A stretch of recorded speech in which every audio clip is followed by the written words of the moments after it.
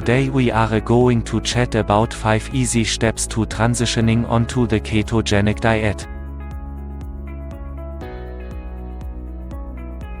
It is highly advisable to take these steps to transition onto the keto diet. Amelia and William are going to explain how.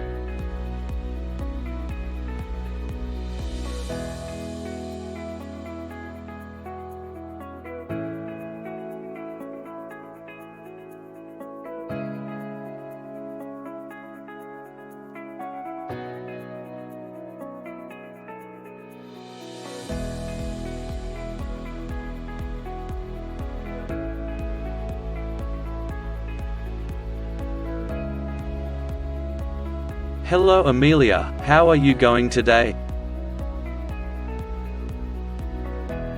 I am very well, thank you, William. How are you? I am very well, thank you, Amelia. Your coaching on keto is helping me enormously. That is great to hear. I am glad to be of help to you, William. What topic are we covering today? We are going to discuss the 5 easy steps of transitioning onto keto. Many people just rush into diets, all or nothing approach.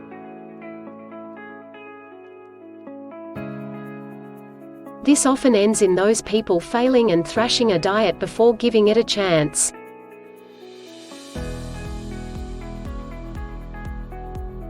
We are starting a new lifestyle here, and our bodies need time to adjust to a new routine, and with the ketogenic lifestyle, a new primary source of fuel, i.e., fat. A few people have a bit of trouble adjusting to this new fuel and go through withdrawals of sugar and carbs. This is commonly and mistakenly called the keto flu. It is actually withdrawal from sugar and carb addiction.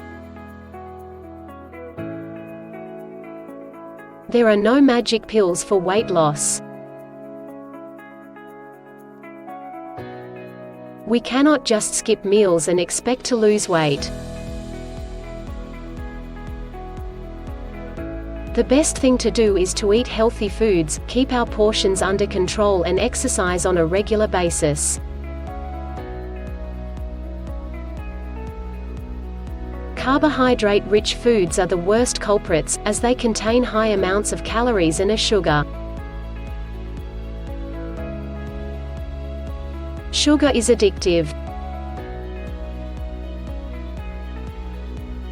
If we continue to eat sugary food, it can cause weight gain. Carbohydrate foods cause a rise in blood sugar levels. High blood sugar levels in turn cause hunger and cravings for more sugar.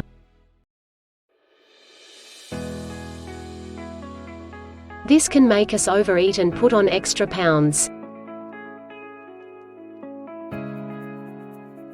It is very important to make sure that we have enough protein and fat in our diet. Protein can fill us up and keep us feeling full longer. Fat provides lots of energy and makes us feel fuller than even protein does. Obviously, without overdoing the fat. Most of the fat we consume comes from animal products. So step 1 is approach the keto diet sensibly and slowly. Really good advice there. So, what do we do next? We need to drastically reduce or eliminate all the carbohydrates from our diet. The human body is an amazing machine. Our body has incredible systems that can repair itself, heal, grow, and adapt.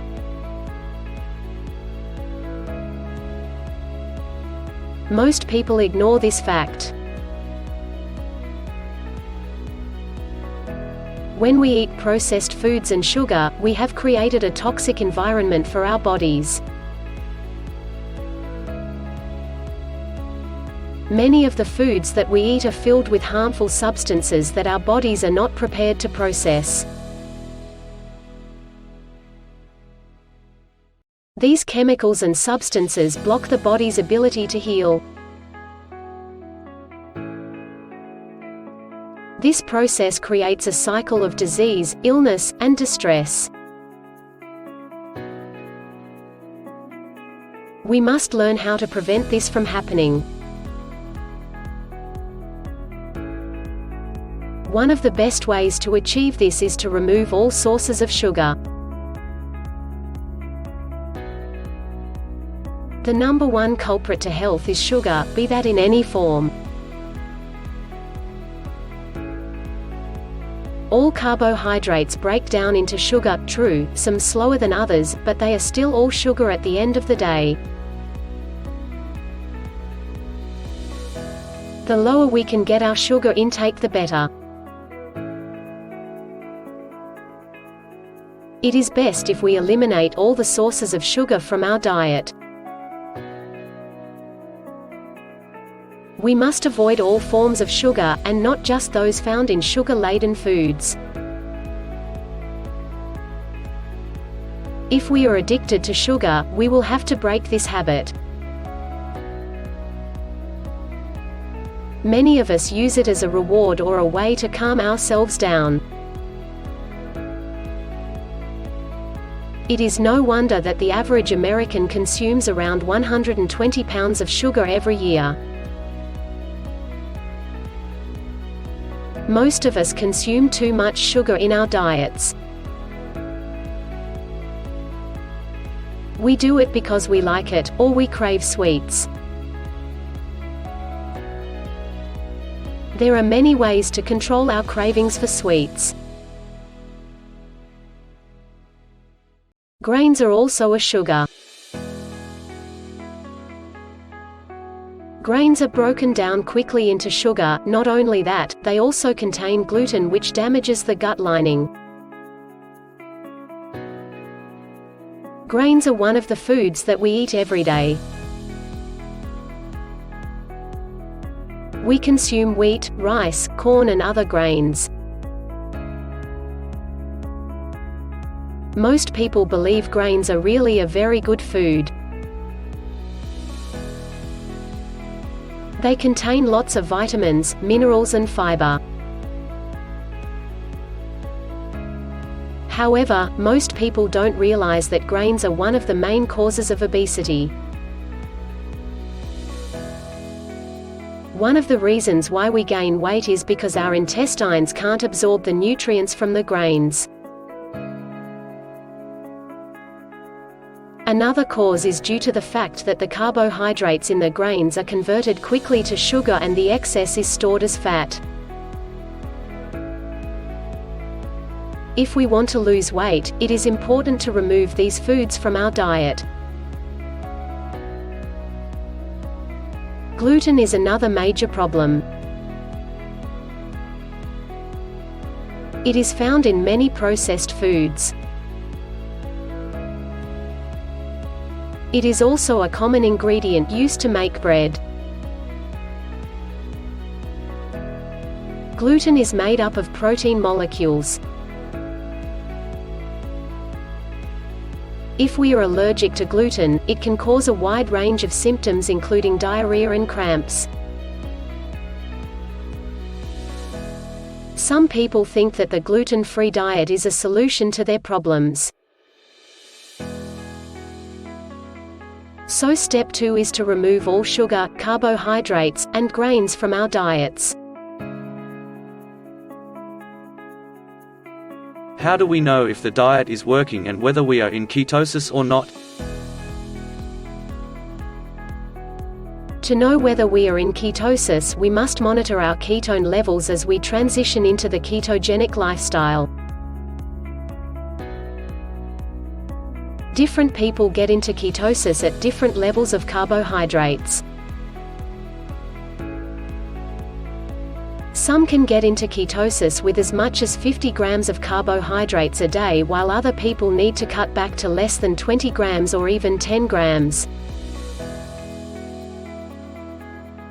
It is just an individual thing, and there is no real hard and fast rule with the amount of carbs a person can consume. The 50 grams or less is generally what the majority of people get into ketosis with. The amount of carbs we eat determines how much fat will be burned. Ketosis is a metabolic state in which the liver produces ketones to be used as energy. During the early stages of ketosis, the liver releases more ketones into the bloodstream. As the ketone level rises, so does the level of ketones found in the blood. These are known as free or available ketones, and the presence of these ketones in the blood is considered to be proof of ketosis. As we get further into ketosis, the amount of free ketones reduces as our body utilizes more of them. In order for our body to produce ketones, we need to lower the amount of carbohydrate intake. The body cannot turn glucose into ketones, so when there are no carbohydrates present, the body turns to fats for energy. Measuring ketones in our body is a very useful tool. We can measure ketones in our blood, urine, or breath. Ketones are molecules produced by the body when we are on a low-carbohydrate diet. Blood ketones are molecules produced by the liver and then distributed in the bloodstream. Blood ketones have the most accurate measurement of how much ketones are in our body. In fact, blood ketones are more accurate than blood glucose levels. The most accurate way to measure ketones is by using a blood ketone meter. A blood ketone test is used to measure the amount of ketones in the blood. Urine ketones are molecules produced by the liver and then excreted into the urine. Breath tests measure the amount of ketones in the exhaled air. These are a little bit less accurate than the blood test, but they are still good to know. So step 3 is to keep track of your ketones as you reduce carbohydrates, so you know the keto diet is working for you. How strict is the keto diet on what you eat, or can you experiment around a bit with it?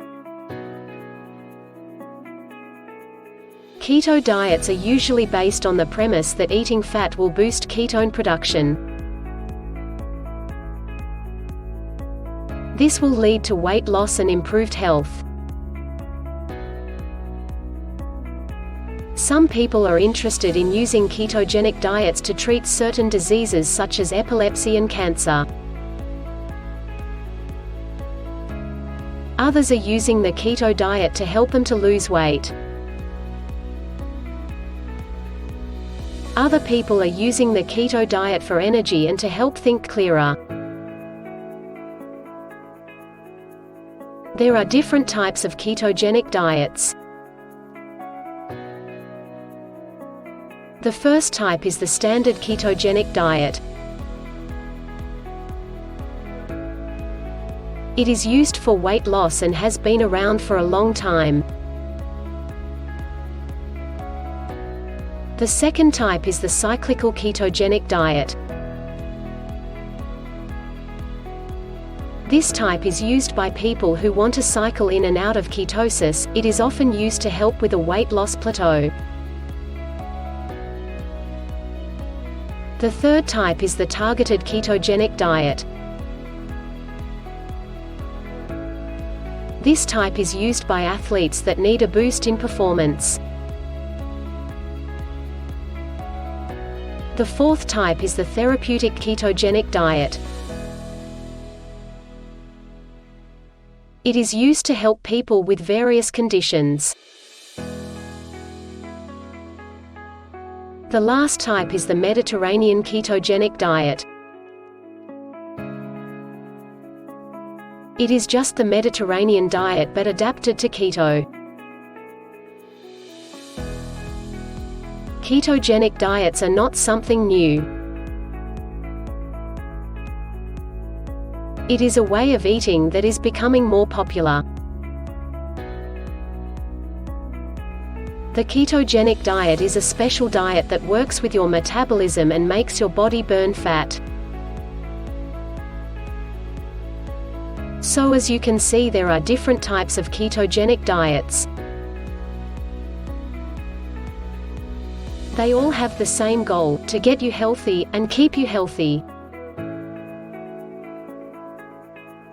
The ketogenic diets are great for people who want to lose weight and get healthy. They are also good for athletes. They can help you to burn fat and build muscle mass. Most people don't realize how unhealthy they are, until they try the ketogenic diet for a while. Some people prefer to eat less carbohydrates and more fat and protein. They go low carb instead of keto. They believe that doing so will help them lose weight faster. For many, cutting carbs and going low carb instead of ketogenic does work. Experiment around and find which one works for you. So step 4 shows us that the ketogenic diet is quite flexible in its approach. How do I know if this is good for me? Well, how do you feel on this, once you have adapted? The first step in starting the ketogenic diet and becoming fat adapted is to eat plenty of high-fat foods. These high-fat foods will keep your body full for a long time and you won't feel hungry. Eating fat will make us feel full quickly. We will feel less tired and be more active after eating a fair amounts of fat. Once we have started the ketogenic diet and are fat adapted, we will have plenty of stable, long-lasting energy. We won't feel tired after sleeping or resting. In fact, we will have the best night's sleep we have had in years. We won't experience mood swings and we will have a positive outlook on life. We won't feel depressed or anxious because our body will be producing the energy it needs. After we have started the ketogenic diet and become fat adapted, we should feel great. We should have plenty of stable, long-lasting energy. This means that we won't be fatigued or exhausted. We have heard that it takes about 3 weeks to be fat adapted. After being on the ketogenic diet for 2 weeks, we should start to feel like we are in ketosis and should be feeling pretty good. We should have enough energy to do anything. After 5 days of being on the ketogenic diet, we should start to feel amazing. Our energy levels should be high and we should feel very happy. Many people are surprised that they don't feel tired after they start eating keto. It is natural to be tired after we eat mixed carbs for a meal. Our body will be using carbs for energy, and so it may feel like your energy levels are low, as we digest and assimilate the carbs, sugar. If we are taking ketones as a supplement, we may not even realize that our energy levels are low. This is because our body will only use them to make ketones. After we start being fat adapted, we will feel like we are totally energized. This is how we know the ketogenic diet is working. This is the great thing with a ketogenic diet: long-lasting stable energy, clear and sharp thinking, and no hunger between meals. This is step 5 with the ketogenic diet: monitor how you feel, that way you'll know if it is working for you. Thank you, Amelia, that was very interesting. My pleasure, William. We will continue our keto discussion again soon. Thank you everyone for watching and look forward to seeing you all next time.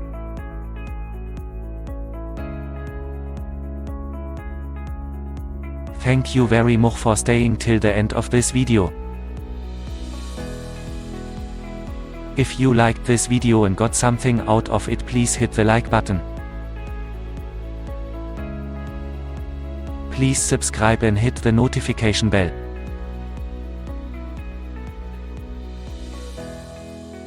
All links to my site and how you can support my channel are in the description.